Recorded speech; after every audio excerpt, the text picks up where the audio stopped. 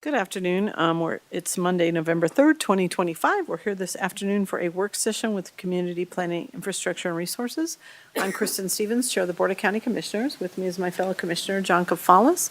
Commissioner Jody Shattuck McNally should be joining us shortly. We have our County Manager, Lorenda Volker, with us, but I will turn things over to Leslie Ellis, our Community Planning, Infrastructure, and Resources Director, to introduce the items on our agenda this afternoon. A lot of people in the room today, so welcome everyone. All right. Good afternoon, Commissioners. Leslie Ellis, Community Planning, Infrastructure, and Resources. Happy November.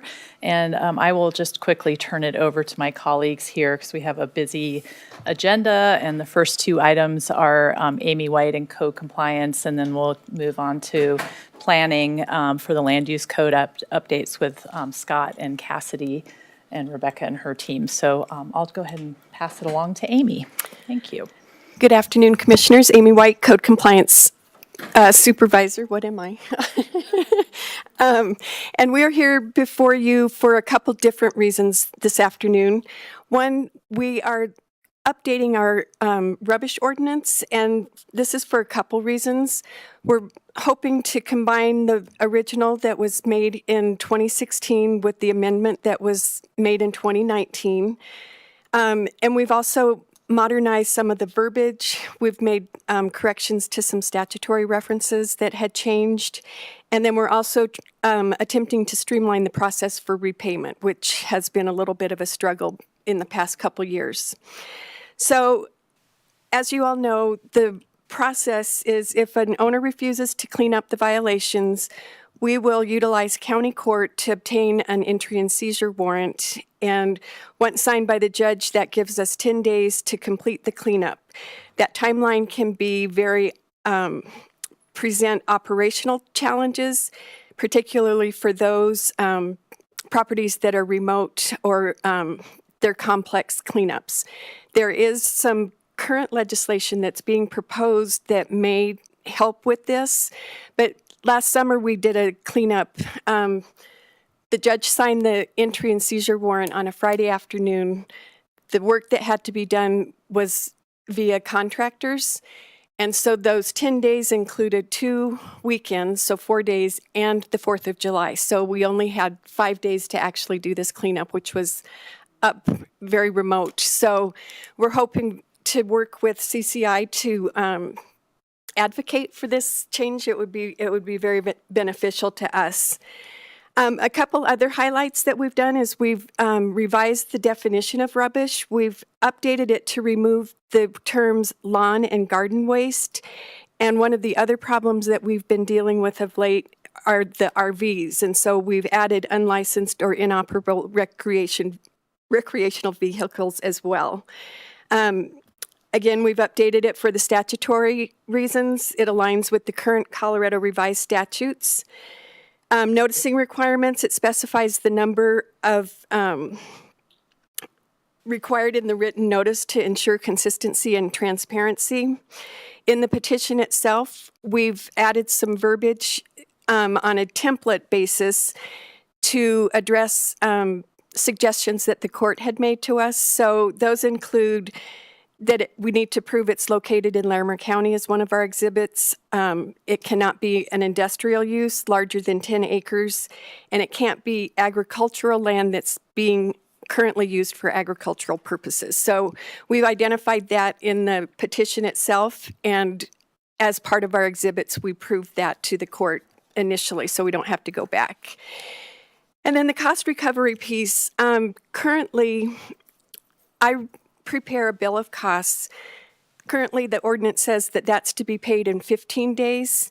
And if it's not paid in those 15 days, after 90 days of it not being paid, we can add an additional 10% onto that, the cost that we've already expended. And what we're trying to do, it was hard for whoever was processing this to keep up with the 15 and then the 90 days out. So we streamlined that to 30 days for the bill of costs to be paid before we can bring it to you all in an order and assessment. Next steps for this is the first reading of the updated ordinance is scheduled for next Monday, November 10th at the 3 o'clock hearing. and I'll do a truncated version. I won't read the entire ordinance. And then the second reading will be at the 3 p.m. hearing on December 8th. Thank you, Amy. Questions? Go ahead, Commissioner. Thank you, Madam Chair. Thank you, Code Compliance Supervisor Amy White. I seem to recall, and help me with this, a couple of years ago, there was an issue with a property on the west side of town where there was a discussion about, is it rubbish? It was a lot of tree limbs and dead wood that was a bit of a fire hazard. And then I think there was another issue with a rubbish matter on West Vine. So if I'm remembering correctly, does this ordinance address any, especially the woody material that is dead and perhaps poses a fire hazard? Yeah, so we checked with some of our other counties to see how they address it, and we couldn't find anywhere where they are addressing that as well. We've also worked very closely with the Sheriff's Office and the Emergency Services with Derek and Dakota, and have kind of figured out a way for us to address those types of issues through the fire piece of it rather than through code compliance. They're the experts at the fire piece of it. So that's kind of what our thinking was behind this. Thank you. And I'm recalling that when we had our conversations a couple of years ago, we were helping to facilitate good communication, I think, with the Puda Fire District folks and the property owners. So I understand that. Well, I think that's all, but thank you for the work, and I'm glad that we took out lawn and yard waste. Yes, and Commissioner, if the need comes up again, we can always take a look at the definition again. So at this point, we thought it was a clean break for code compliance in the fire piece to take. And just one final, real quick, I'm sorry. And you mentioned that we were responding to legislation. Is that what, or did I get that right? Is that what primarily prompted us to update this? No, we needed to update it because it's from 2016 and a lot of new circumstances. Is that correct? Correct. Okay, that's Yep. all. I was just going to, Frank Howard from the County Attorney's Office, I was just going to add that the authority for this comes under 3015-401. When you look at that statute, it defines garbage separately from what it calls weeds and brush. So if you want to do that, we can do that, but the statute calls those out as two separate things. So you'd have to have two separate ordinances, which you could do, but you can't, they're two different things. Thank you for that clarification. And I think it's great we're able to put RVs in here too, because we've seen a lot of that, and it would be nice to be able to address that. So, anything about, but not necessarily cars that are, does that include cars? That's already included in the current, included. yes. So we kept that verbiage and just added specifically the recreational vehicles. Yeah. So it's cars on private property, but not cars on public. Like, is that still is one of the things that we have trouble with? It the sheriff's office may be the That best is one to deal correct. with. Yes. All right, Yep. thank you for clarifying that. No, I think this is great, and look forward to you at least reading parts of this ordinance. It sounds like, the parts that have changed, right? Yes. Okay, all right, well, we will look forward to seeing that next Monday. Thank you, Amy. Yes. And so, item 2. And then item 2 are actually 2 separate order and assessments from property cleanups that we have already done. We have sent out the bill of costs. We've waited the requisite 90 days, and now we're ready to take this for your signature to take down to the treasurers and the clerk and recorders. Yep. So there's 2 of them. One is for $3,059.01, and the other one is for $28,884.24. Okay. And those will come through on your consent agenda tomorrow. Okay. All right, we will look forward to approving those as well. All right. All right, thanks, Amy. With that, I'm done. Thank you. So move on to item 3, land use code updates. Yes, so Cassidy Fior and Scott Benton from our planning Division will be joining us up here to share some slides. So this is a follow-up to a presentation or an item a couple weeks ago where we provided updates on several land use code amendments that we're working to get processed by the end of the year to comply with some statutory deadlines. And we wanted to spend a little bit of time diving deeper into two of those code changes. One is related to electric vehicle charging, and the other is related to non-functional turf grass. So it looks like I'm passing it to Scott next. Afternoon, Commissioners. SB 5 or SB 24-005, known as SB 5, it's related to non-functional turf, artificial turf, and invasive species. It's a state bill, and it mandates municipalities to become compliant with that code language or with that bill.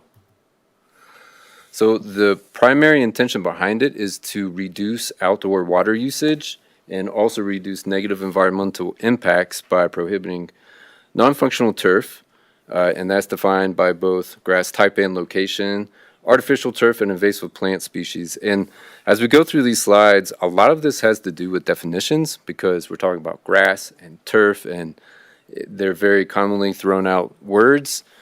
So a lot of the recommended land use code changes that you'll see later has to do with the definitions and defining what they're talking about, what they're not talking about. SB 5 applies to new development and redevelopment.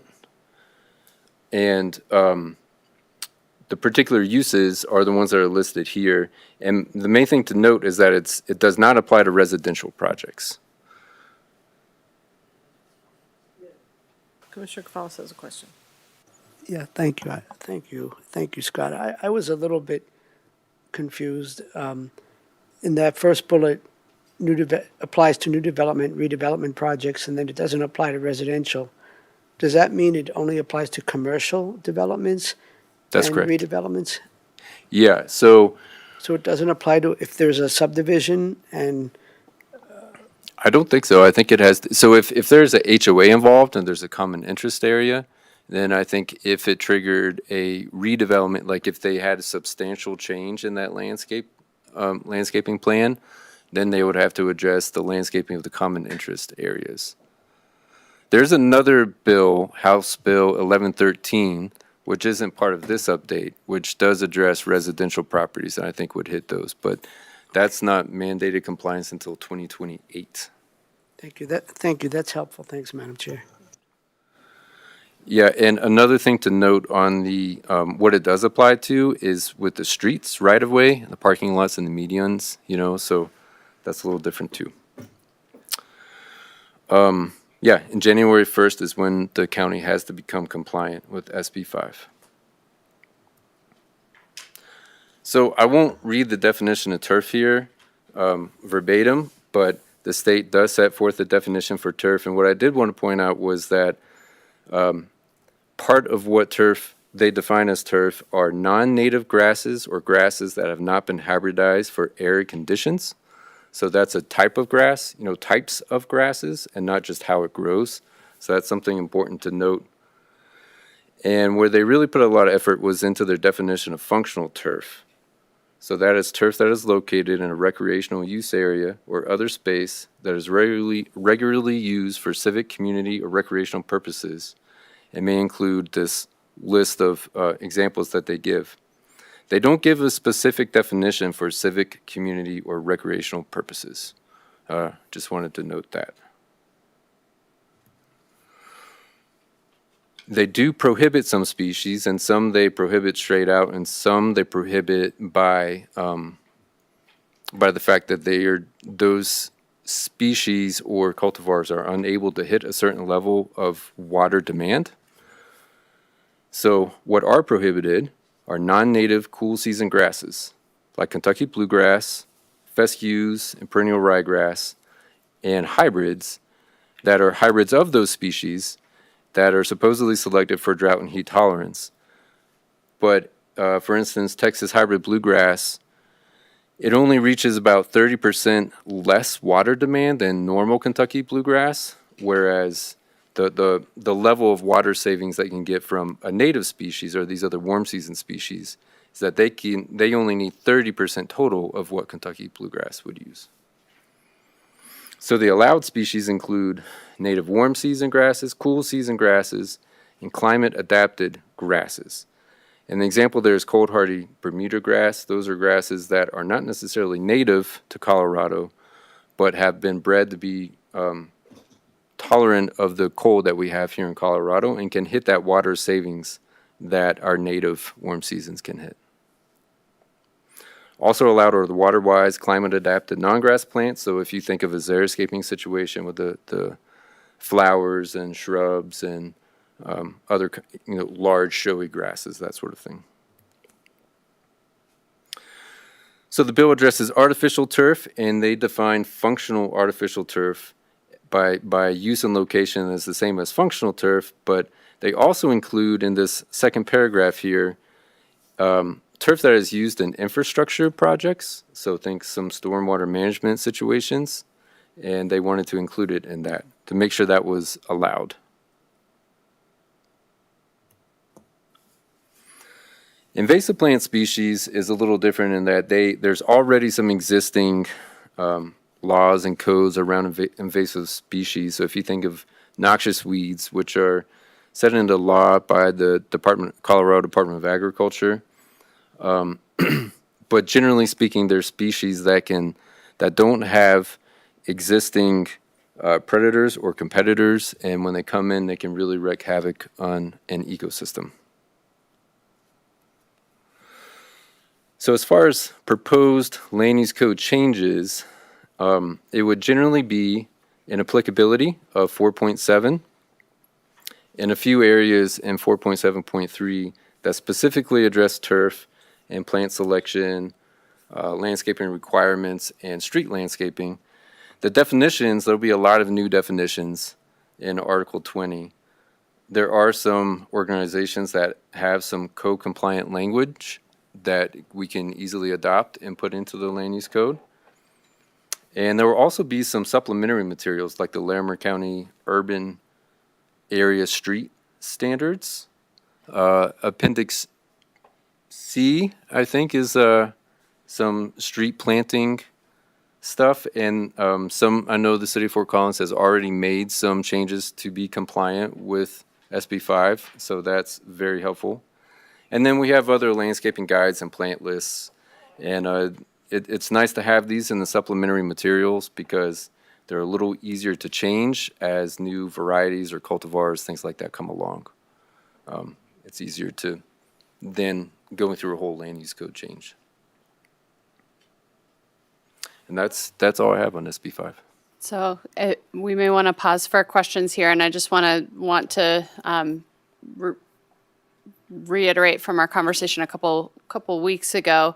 We're giving this presentation as a little bit more context to these code changes because we presented them just to the Planning Commission at a work session. We wanted to give you all an opportunity to see what was proposed, provide any feedback before these move forward to Planning Commission recommendation this month in November, and then a Board of County Commissioners hearing December 8th is what is currently targeted. We welcome any questions on this set of code changes, and then we can move on to the electric vehicle charging. Thank you, Rebecca and Scott. Any questions? Commissioner Kafalis. Thank you, Madam Chair. Thank you, Rebecca and colleagues. I think there was a reference to this earlier, Scott, but like a threshold in terms of water savings, there was a 30% threshold. Is that one way that is that correct, or is there a threshold? And if so, is that a way to determine how effective these proposed land use code changes will be in the future? SB 5 doesn't specifically set a threshold. Yeah, that's just that with the Texas hybrid bluegrass, that's really just an example to show that it's an improved cultivar of Kentucky bluegrass, but in terms of actual water savings, even though it's an improvement, it's not a huge improvement. So I think the bill is trying to drive towards a significant amount of water conservation or water savings. Locally, what do we determine is a huge improvement? They have a pretty good guideline in terms of, yeah, if you consider that 30% savings is not enough, then that sets a pretty good bar there. You got more than 30% savings, and then you get into native species, which is 60% savings, you know. Great, that's helpful, thank you. Commissioner Shannon McNally, do you have any questions? Just curious about new developments sometimes have community areas and schools are adding playgrounds and wondering how this applies to any school changes and also to community spaces that are in HOAs and things, because sometimes HOAs don't always, I don't know, does this apply to those areas as well, or just to, I mean, it talks about residential projects and existing properties, but when you talk about commercial common interests, I'm curious about that, so. It would apply to common interest areas of HOAs, yes. And schools as well? That's a good question. They say institutional. So there are certainly functional and non-functional parts of school areas. You get to the outer areas that aren't used as often, and maybe you don't have to have Kentucky bluegrass. Most of those are already existing, so we have to look at new schools, or if they do some substantial kind of redevelopment, as they say, and you hit a threshold of how much you have to change, and then this would apply. Okay, thank you. Yes, and just to elaborate on that, or just to make it clear, we're really talking about non-functional turf areas, those things that are places that are defined as functional turf, which is play fields, playgrounds, gathering spaces, amphitheaters, anything that is a gathering place that is actively used for recreational or civic or institutional purposes. These code requirements would not apply to. They could still plant with Kentucky bluegrass or a more water-intensive grass that is more durable. They would we would encourage them to choose cultivars that are going to be durable and also use less water. But the Senate bill only applies to areas that are considered non-functional turf. So, thank you for presenting this, Scott. And with some of those alternative plants or, kind of lawn cover that they recommend, how hard are those? I mean, are they hard to grow, some of those? I mean, that's what some of the issues that I've heard with, I mean, we have to be in compliance as a state law, so I guess we don't have a lot of wiggle room. But I'm just wondering, are some of those grasses fairly easy to grow? Or do they require a little bit more to get them going than Kentucky bluegrass, for example? That's a great question. And actually, Planning Commission, one of their main comments was if we address long-term maintenance as well as establishment of some of these things. And it's a pretty hot topic. While nature has been establishing these plants for a very, very long time, without extra irrigation, we have not. And then we have all of these other expectations around it, like how it should look or should not look. Yeah, you can absolutely establish these, but it's a different skill set and kind of knowledge base how you do it. And sometimes the timeline is a little bit different. If you go for turf, it's a little more straightforward. So even if you use a native species, but as a turf, a lot of times that's easier to do than if you talk about these cool season grasses that they have listed here, that is more like a prairie and aren't managed as intensely, that sort of thing. But it's within the industry as a whole, as municipalities require more and more native grass, there has to be a shift in the industry of how to establish and maintain them, and they haven't caught up quite yet. But yes, you absolutely can. Thank you. Yeah, that's what I've just kind of heard with some of these requirements that maybe have come out even before this rule. I think the city of Fort Collins may have, and that's been the problem, is sort of introducing these you're right, they are native grasses and they are, not, people aren't familiar with them. And so there have been spaces that have not looked maybe as aesthetically pleasing as we're sort of used to things looking while those are growing. And so, I think that some education with the HOAs. Also, I'm wondering if some spaces will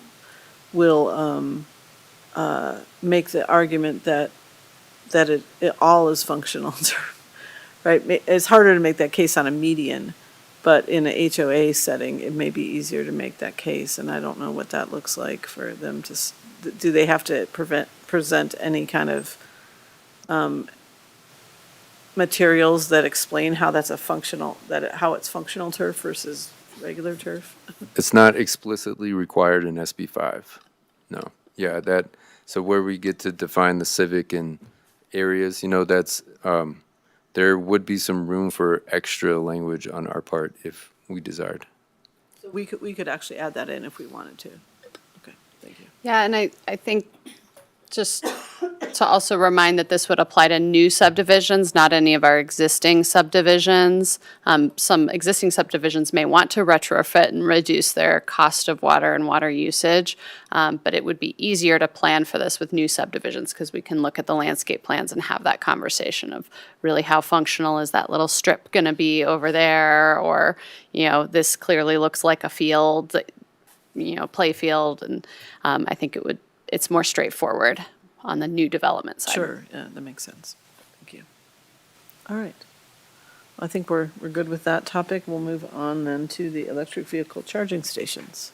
Excellent, thank you, and good afternoon, Commissioners. I'm Cassidy Fiore, Principal Planner with Community Development, and Scott will continue to drive the slides for me. So, similar to the code changes that we just discussed, this is to comply with another House Bill 24-1173 coming from the state related to electric vehicle charging stations. And I do want to mention that we are working closely with the Office of Sustainability and Climate with Heidi and Abby in developing these and some related building code changes as well. Next slide. So in 2023, the 2023 Colorado EV plan estimated that Colorado needed about 7,500 additional charging spaces by 2025. And as a result, in 2024, the state passed the Electric Vehicle Charging System Permits Law, or HB 24-1173, that requires local governments, including counties with a population of over 20,000, including Larimer County, to adopt land use permitting standards for public charging projects to foster more streamlined, transparent, and consistent EV charging permitting processes, essentially trying to make it easier for developers to build and maintain these facilities. We do have a deadline of December 31st, 2025 to adopt related standards and processes, or otherwise opt out of revising these code, which is not something that we are contemplating right now. A compliance report is due to the state on March 1st of 2026, and it does align with many of the goals of the Climate Smart Future Ready Plan, building code changes that have already occurred, our land use code, and comprehensive plan. Next slide. So before we get into the proposed changes, I do want to touch a little bit on the existing electric vehicle requirements that we have in the land use code.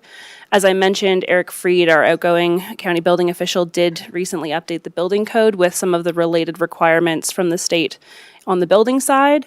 But both the land use code and building code currently require a certain number of various types of either EV ready or EV charging spaces, including capable spaces, to be provided as parts of projects that are subject to our development standards in Article 4. So this includes anything that's commercial, industrial, residential, provided it needs to meet that requirement. And there are some requirements similar to what we did with the lighting code, specific to new construction, single and duplex dwelling units. So the proposed changes that we're talking about today will not impact those requirements. Those largely pertain to Type 1 and Type 2 chargers, so the kinds that you would typically see installed either as an accessory use or just sort of in your house to charge an electric car. The changes that we're talking about today are more related to establishing the possibility of like a commercial type fueling station related to electric vehicles, so essentially an electric vehicle gas station minus the gas. And state direction is to continue to be supportive of these projects, which I think our code does a good job of currently. So the proposed code changes that we're talking about now are seeking to adopt the EV charging permitting standards as written in the law, including county-specific and objective permit review standards as required, and specifically an administrative review process for EV charging projects in most zone districts. So that is a requirement of the state legislation that it be as an administrative process with less review than certain other projects, although there is an exception for neighborhoods that permit low-density residential. We can then require a conditional type use with that. But for now, what we're proposing in the land use code are a new primary use EV charging station definition in the Estes Valley and the remainder of the county, so on those two different use tables and definitions. Incorporation of EV charging stations as a principal and accessory use in certain zone districts, subject to the administrative-only review processes in most. Use-related requirements and standards that would be found similar to others in Article 4 and Article 3 standards. And then also clarification as requested by the state that any request to install accessory EV charging stations on a property does not trigger the need for the remainder of that property to come into compliance with current standards. And that is a specific state requirement that they have asked municipalities to include in the code changes. And following up on all of this in about another year would be an outcomes report, which will be due to the state on January 1st, 2027, which essentially identifies any applications that we've received for accessory or primary use EV charging stations, the decisions that were made, and the outcomes associated with those. So they are really interested in getting a better understanding and more data on the number of charging stations being established, where those are, whether counties and municipalities are being largely permissive and looking to really hit that target number, albeit maybe a year later than their anticipated deadline of 2025. So with that, the proposed land use code changes specifically with code references include a change to Article 1.10, which is the nonconformity section, just to address how electric vehicle charging stations can be permitted on nonconforming properties without triggering the need for compliance. Changes to Table 3-2, the table of allowed uses of Article 3, to add specifically that principal use. We already do allow accessory use EV charging, but there will be some tweaks to definitions and those use tables. We'll also add some use-specific standards in Article 3.3 related to these charging facilities. We are looking at sort of a mix between currently what parking lots would require versus gas stations. Obviously, there's some different requirements than a typical fueling station would require. There's no hazardous materials typically associated, but there is a need for electric infrastructure. We'll add some development standards for specific EV charging facilities. And again, when I say EV charging facilities in this context, it's really talking about the direct charging, fast charging stations. And then related changes in Article 13, which is the supplemental regulations for Estes Valley. And then lastly, similar to Scott's updates, some changes to definitions based on state recommendations and requirements. So with that, any questions? Questions? Commissioner Gonzalez? Thank you, Madam Chair. Thank you, Cassidy. So regarding the EV charging stations that are intended for primary use, does the legislation or does anything we can do at the local level provide any incentives to actually build a gas station minus the gas? That's a great question. There's no specific incentives aside from the fact that the state is really pushing for a quicker and more administrative process. So they're really requesting that municipalities, when looking at these updates, stick with it either an administrative decision or just a building permit. And they're looking to, even encourage them potentially within setbacks that would typically be required, just because they've recognized that those are typically related to utility easements and available electric infrastructure. There's nothing specific that says, they would be given any sort of incentive, but I think certainly we would heavily encourage them to be located in the right areas of the county and really reinforce some of those existing commercial businesses as well. I think we've seen some success in getting those EV charging stations put in, but I think once there's more of a drive to have potentially bigger fueling stations or more of them, I think we could see that take off. And I will also add that one of the other requirements that we already include in our code, but I think will be made more clear through the primary use, is that we do count EV charging stations towards the required parking. So we don't require like your standard parking numbers of spots and EV charging. They can count towards both. But I think realistically, the state is just really looking to get as many charging ports out there as possible and really encourage the use of electric vehicles. Thank you. Commissioner Shannon McNally. Thanks, Madam Chair. Thanks, Cassidy.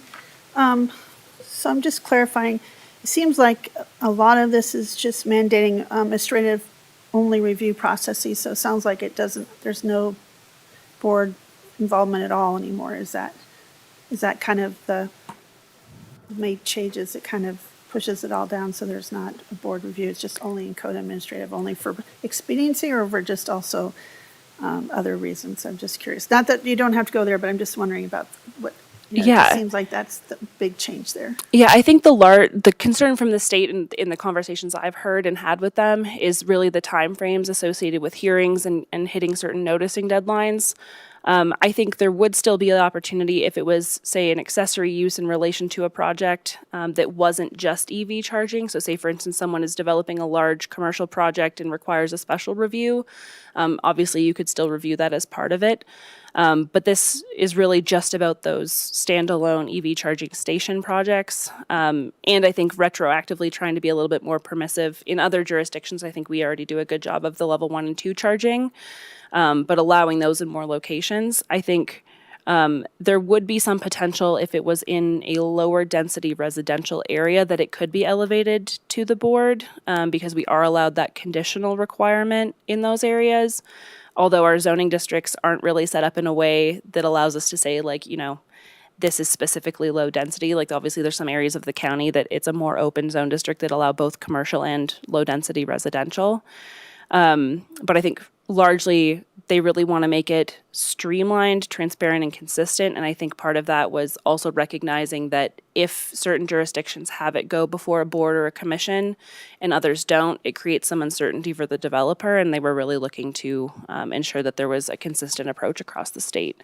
So you are correct in that there could be less board review, or there will be less board review of these projects, although we haven't really received any requests for a standalone EV fueling station yet. So in some ways, this helps us get that into the code now instead of retroactively trying to figure out standards. But realistically, there will be set standards in the code that they would then have to adhere to that we develop as well. And if I could just add on to that, I don't think that this is a significant change for Larimer County. I think for some communities, requiring that administrative approval will be a big change.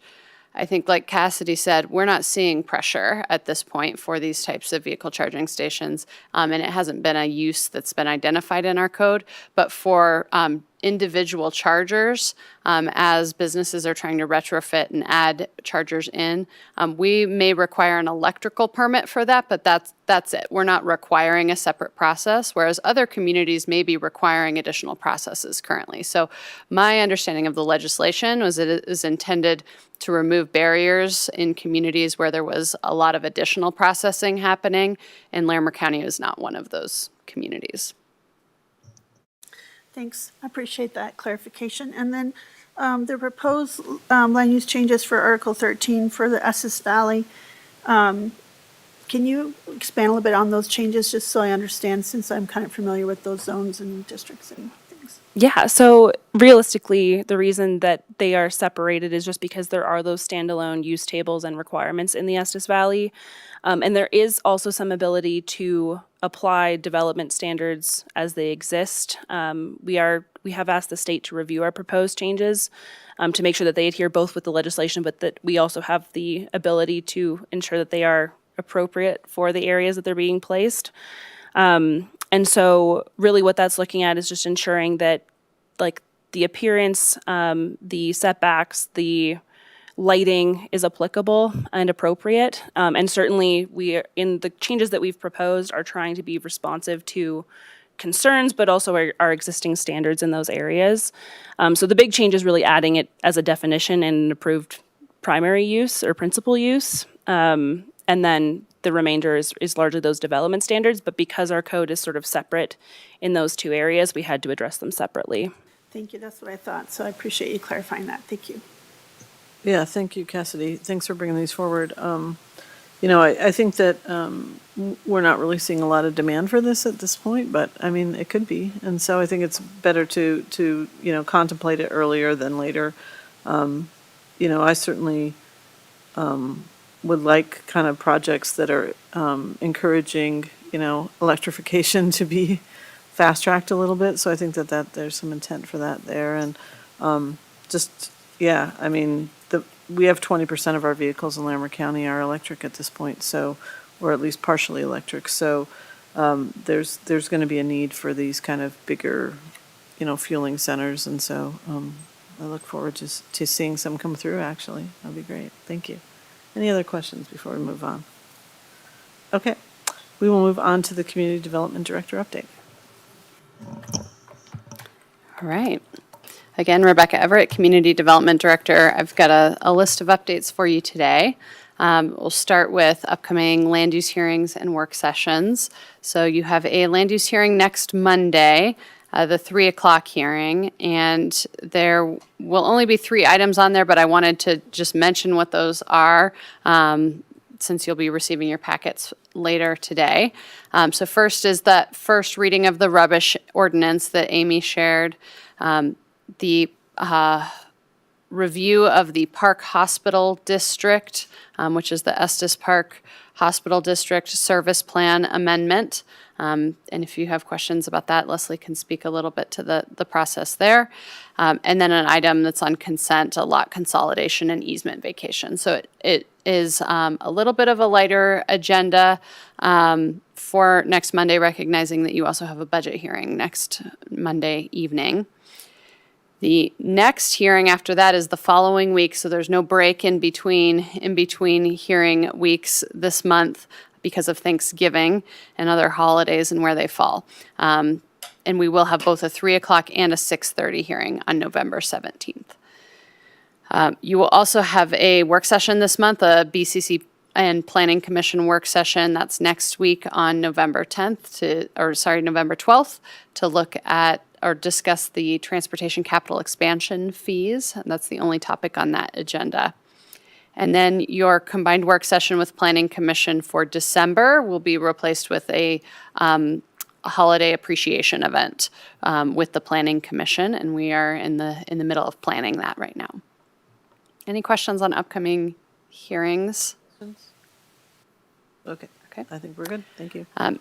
Next, I updated you a couple weeks ago on conversations that the Town of Estes Park Board of Trustees are having related to annexation policy and potential exploration of an intergovernmental agreement with the county related to growth and development.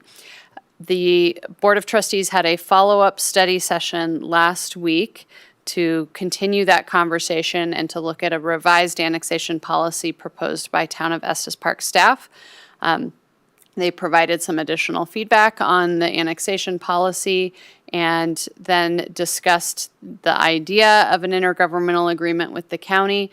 The town staff, I think, represented the county's position well. We had been communicating with them following our last conversation with you all.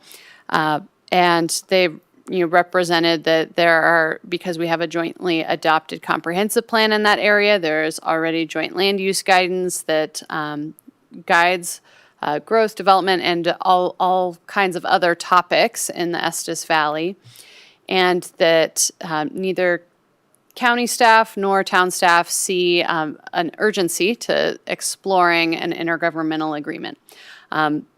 The Board of Trustees discussed it. There are varying opinions within the town leadership, but at this time, they are planning to proceed forward with an annexation policy that the town adopts that's independent of the county, and not planning to pursue conversations in the short term with the county related to an intergovernmental agreement. So wanted to close the loop on that. It's not something that we have identified in our work plan for the next couple of years to work on that type of coordination with the town of Estes.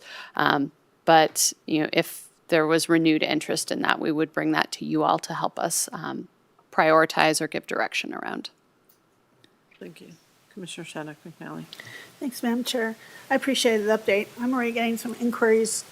Is there a way, I don't know if it's appropriate or not, but just maybe some general ideas of how it's changing? So just, I mean, other than us saying that's not our purview, the annexation, it still would be nice to have at least a general idea what the changes are, because I'm a little besieged with all the other new information I have from joining the Visit Estes Park and the new state board. I have lots of onboardings. I'm just curious, because I've already gotten people, did you see the changes and what do you think? And I don't think anything right now, so I'm just wondering if that would be, I mean, I could go back and watch the video myself, but I don't know if I have time for that either, so I'm just curious. No, I'm happy to share a high level just overview of my understanding, and then I can also share the materials that were presented at the study session by town staff. Currently, the town of Estes Park does not have any kind of annexation policy in place. And so their goal was to get a little bit clearer as an elected body on what criteria they would use to decide whether an annexation made sense or not. Staff's recommendation and what the board largely supported was to use the comprehensive plan, the Estes Forward Comprehensive Plan, as the guiding document for annexation and some of the policies in there. So to the extent that a annexation proposal aligns to the certain policy direction within the comprehensive plan, then it's more likely to be supported. The Board of Trustees can make any individual annexation application can make a decision to annex or not annex, and they have 100% discretion there. But the annexation policy is intended to give a little bit more guidance to what they would or wouldn't consider. I wouldn't say that it's highly specific the way that it's outlined. It's more rooted in the adopted plans and policies. One thing that they are changing is related to water service outside of town limits. And so when they do agree to provide water service outside town limits, their new policy would, if it's adopted in its current recommended form, would require those property owners to sign an annexation agreement that they would eventually annex once they're eligible for annexation. So that is a change, as they're becoming more really trying to hold property owners who receive town water service to annexation in the future a little bit more strictly than they may have in the past. That's really helpful. Thank you, Rebecca. Yeah, I think that these are always interesting conversations, because we've had some come up with Loveland and Timnath too, where people who live in these areas want us to, when it's really the city's purview, once they're eligible for annexation, and they want us to intervene on their behalf. And that it does become a sort of a tricky space, and we do get, no matter what the community is, and we'll probably have it with Wellington too soon, is that, that we have some sort of say in, what they can annex. I mean, once they can annex, they can annex. And to a certain extent, it makes sense for that annexation to happen. It's property that abuts their city limits. It's, often already in a growth management area. But it can be really disorienting, I think, to the people who live there.